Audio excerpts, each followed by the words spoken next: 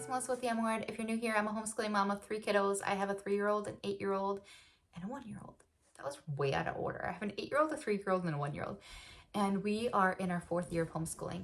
In those 4 years of homeschooling, 3 of those 4, I have used Timberdoodle Kids. They reached out and said, hey, who wants to try this new art program? It's called Have I Got a Story for You? It's HIGASFY. I think it's HIGASFY. So there's a little paint drop. So I printed mine because I'm that kind of person. It is not designed in a way to be printed though, in my opinion. It takes a lot of ink to print it. But this little guy right here, his name is HIGASFY. I call him Gasfy. Miss Beth in the videos, she just says hi GASFY, and so it's the acronym for Have I Got a Story for You. And we are personally trying out their Renaissance one. But they do, when you order it, there are all 4 that you'll receive. You'll get Renaissance, Broke, I want to say Broke, Impressionist and Post-Impressionist eras of art. They're in this HIGASFY. I wrote myself some notes. Like I said, I said it a bazillion times because I bulk create my videos, but the last few videos I've been making, I feel like I've been kind of bouncing all over the place, but it might be because my son has been here every time I record, but he did leave and go with dad today. He wanted to go with dad today. So I had already printed myself notes to try to keep myself on track. So if you see me looking down a lot or up a lot or keep seeing the paper flip around, it is my notes because I don't want to keep ending up in a tangent circle and never actually saying what I mean to say. So I made notes this time. Miss Beth is who teaches your child in the Have I Got a Story for You art class. And she has a little animated drop of paint, this little green guy right here, and his name is Gasfy. They introduce your child to artists that influence those periods in art. They do so creative storytelling and amazing silly little things that are so much fun. I mean, we did one lesson with my daughter and she goes, can we do another one? Immediately when the video ended, we ended up doing 4 lessons in one day. And she wanted to do more. I had to tell her no more. We had to stop for the week. And I had only planned to do 1 a week. And there's only 12 video lessons. And we did 4 in one day, just the one day. So yeah, that tells me it's perfect. It is perfect for our homeschool. Miss Beth and Gasfy make a wonderful job about making these artists and those time periods come alive. The first lesson, so it does come with the contents, and like I said, I printed everything and put it in a binder, but as you can see, this is very red and it's a lot of ink on a lot of these pages, so it's not exactly printer ink friendly, but I like things printed. I don't like bouncing around a lot trying to go between the video lessons and the lesson plan. So I printed the lesson plan, so then I only had to click on video lessons and not bounce between the 2. So the first one was Who's Got a Flea Collar, and they cover the Black Plague in there. They were talking about how mice brought with fleas the Black Plague. And my son, my 3-year-old son, was so intrigued by these videos that even he caught on to mice in the Black Plague. The one thing I noticed was that the lesson plan says episode 1, and it does say who needs a flea collar, but the video lesson said episode 2, and they seem to be all like that. So it seems to be one off from what the lesson plan says it is. I'm not sure what that is. At first I thought maybe I skipped a lesson, but as we went through it and I couldn't find a different lesson 1, it really was the lesson 1 for the lesson plan, but it says lesson 2 on the video when it starts. Not really a big deal, but it did throw me like 5 minutes of, oh no, we're on the wrong lesson, and we're not. So, but once I realized what was wrong, for the 2nd, 3rd, and 4th lesson we did, I just ignored the fact that it actually said 3, 4, and 5 instead of 2, 3, and 4. They have writing, science, and geography in here as well. So they wrap it around to be full. Oh, it's glaring. There you go. See, there's writing options, there's science options, and geography options, providing more of a well-rounded education. I think that this is what I've been wanting for an art program. I've been doing art in my school with my kids, and I've looked a few times for like an art appreciation class. But there was nothing that was either my kid's level, she's 8, or it was, it had a lot of, just wasn't what I was looking for. It either wasn't encompassing enough, or it was so encompassing that it was way above her head. And I wanted something more fun, more engaging, more that's really going to help them remember what's going on. And this is it.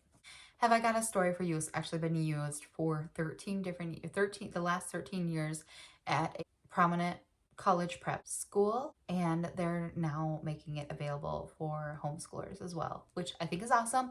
And I'm so glad, because I would have never found them. I would have never found them without Timberdoodle, and I am so glad that they offered them to. We are currently only reviewing the Renaissance period, so I don't have access to the other three, Baroque Impressionist or Post Impressionist. However, I know they're going to be just as amazing. Each of the videos, so there's 12 video lessons, and they are 20 to 30 minutes long. So, I mean, my 8-year-old and 3-year-old actively watched 4 20-minute videos in a row without once wanting to stop.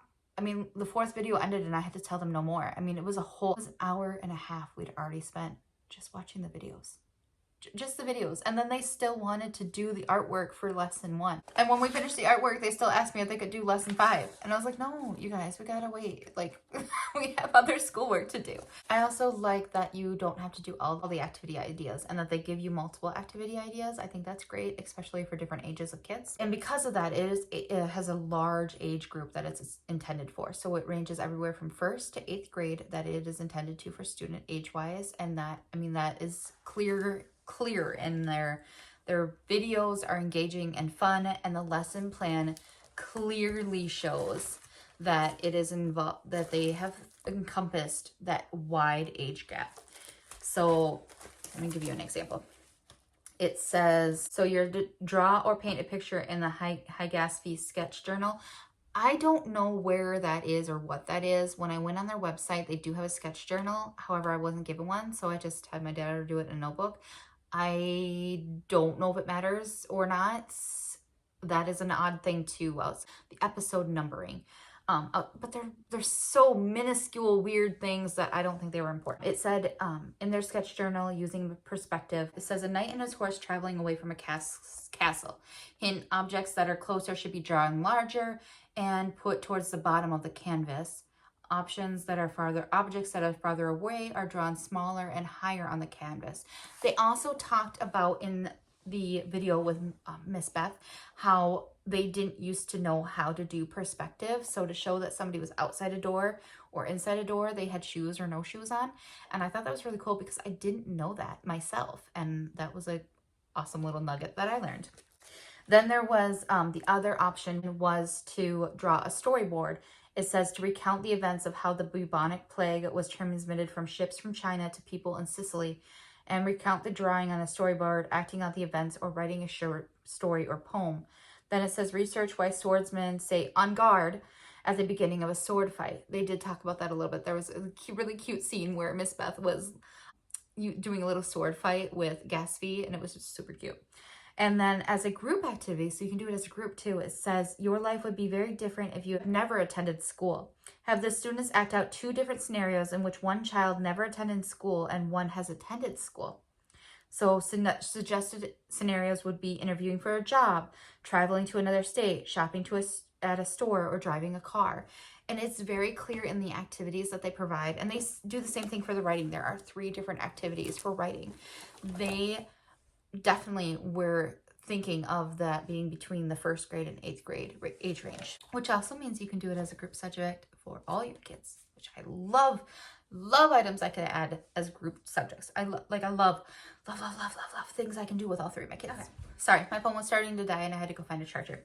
The series was written in a way that it's broken into semesters. So 1st semester would be like Renaissance, 2nd semester would be Baroque, 3rd Impressionist, 4th Post-Impressionist. However, it's flexible enough to be used like monthly at a homeschool co-op, or as like a summer art camp or something. Like if you wanted to do a 4-H summer art camp, it would be great for that as well. They also, on the website, I'll leave a link below. That link, when you go there, it'll take you to the Timberdoodle page for HIGASFY, or Have I Got a Story for You page of Timberdoodle. If you scroll all the way down to the bottom, you'll come across some YouTube videos that'll show little clips of Miss Beth and HIGASFY and how those video lessons work. But if you scroll down a little bit more, there'll be a section that says details. If you expand that, one of the very first lines says sample lesson plan. So you can get a sample lesson plan to check out. Oh, I almost forgot. It's entirely G-rated too. So I don't actually mind nudity in art. I feel like that's just kind of what comes with art. However, HIGASFY has thought of those who might not like that. Down here, as you can see, I think they blur out any nudity in all of these classic art pieces. So you won't come across anything with nudity on it because it is blurred out. Sorry, I'm trying to make sure you can actually see what I'm trying to show you. So it is all blurred out. But as you can see, like there, yeah. It is all blurred out. It's completely PG, which is a huge plus for some parents who are worried about that kind of thing. I don't know why. I guess I give art a pass for some reason. But for anybody who is worried about nudity, it is completely G-rated. There is nothing in there, even on the videos, that would be considered anything past G. The Renaissance series is the one that we reviewed. It came with the video introducing the Renaissance period, 5 videos on Da Vinci, 4 videos on Michelangelo, 2 videos on Raphael, which is a total of 12 lesson plans that correspond to the videos. The lessons established clear objectives. They give multiple art activities, so you can choose based on your child's age range. And they're geared for children's, like I said, ages grades 1 through 8. It does do a great job at encouraging critical thinking, which is huge for me. That's why I love Timberdoodle. I love that they encourage critical thinking, and I love that my kids are learning critical thinking skills. There is a name that artist assessment PowerPoint game / test situation. We have not used that yet. There are also the downloadable flashcards, which I was just showing you. Those are these here. And I will try to, hopefully while we were doing all this, I inserted some clips of my children working through HIGASFY. Like I said, we loved it. And if you have any questions for me, please leave them in the comments below. Like I said, there is a link down below that'll take you straight to the Timberdoodle page. So if you have any questions, like I said, go ahead and leave in the comments below. I will, of course, talk to you guys next time.